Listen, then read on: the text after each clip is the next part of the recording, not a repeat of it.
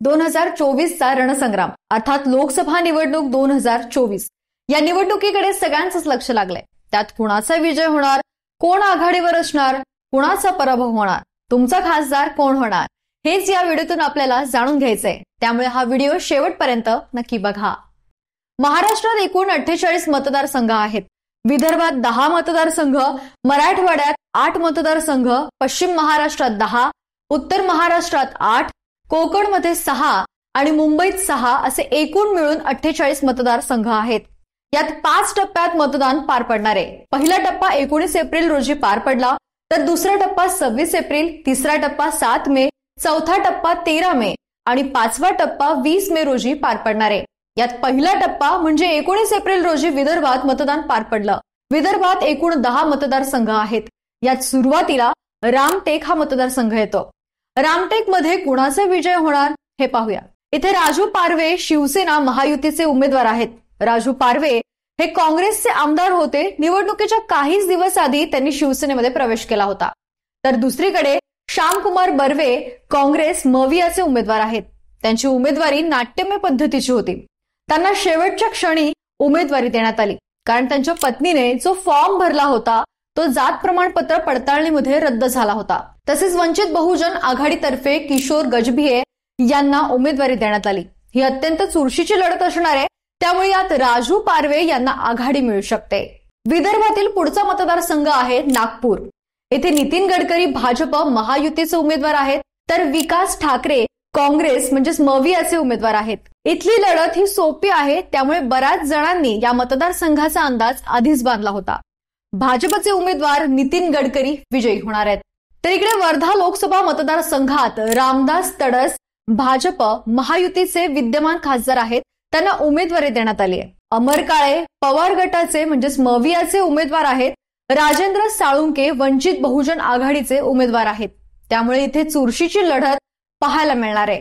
यात रामदास तडस आघाडी घेतील असं चित्र आहे. अमरावती लोकसभा मतदारसंघात नवनीत राणा भाजप महायुतीचे उमेदवार आहेत. त्यांना देखील नाट्यमय पद्धतीनं उमेदवारी देण्यात आली. नवनीत राणा याच तिथल्या विद्यमान खासदार होत्या, पण अपक्ष होत्या. आता त्या भाजपच्या उमेदवार आहेत. त्यांच्या विरुद्ध बळवंत वानखेडे काँग्रेस म्हणजेच मवियाचे उमेदवार आहेत. दिनेश बुब प्रहार पक्षाचे उमेदवार आहेत. त्यामुळे इथला विजय हा सोपा आहे, कारण इथे नवनीत राणा विजयी होतील. अकोला लोकसभा मतदारसंघात अनुप धोत्रे भाजप महायुतीचे उमेदवार आहेत. अनुप धोत्रे यांचे वडील संजय धोत्रे हे या मतदारसंघाचे विद्यमान खासदार आहेत.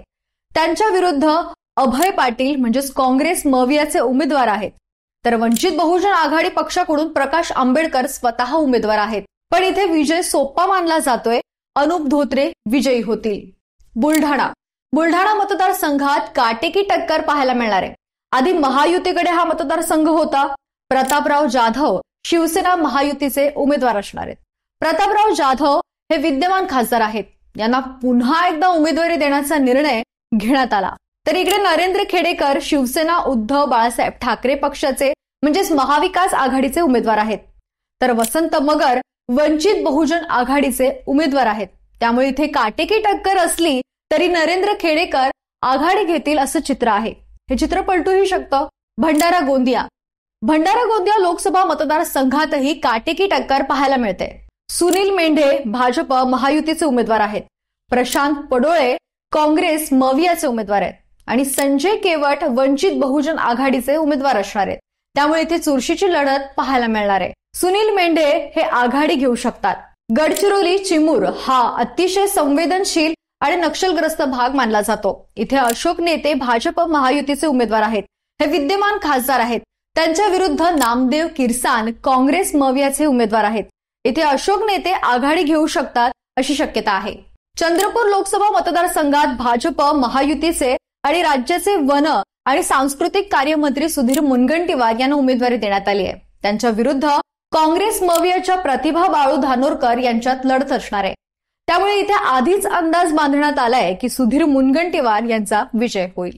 तर इकडे यवतमाळ लोकसभा मतदारसंघात भावना गवळी विद्यमान खासदार होत्या, पण ऐनवेळी त्यांचा पत्ता कट झाला आणि हिंगोलीचे खासदार हेमंत पाटील यांच्या पत्नी राजश्री पाटील यांना शिवसेना महायुतीकडून उमेदवारी देण्यात आली. शिवसेना उद्धव बाळासाहेब ठाकरे पक्षाकडून संजय देशमुख यांना मवियाकडून उमेदवारी आधीच देण्यात आली होती. इथे ही लढत चुरशीची असणार आहे. या चुरशीच्या लढतीमध्ये मवियाचे संजय देशमुख आघाडी घेतील असा एक अंदाज बांधला जातोय.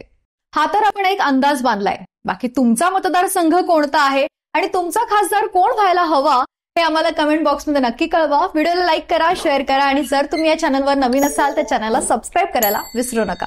धन्यवाद.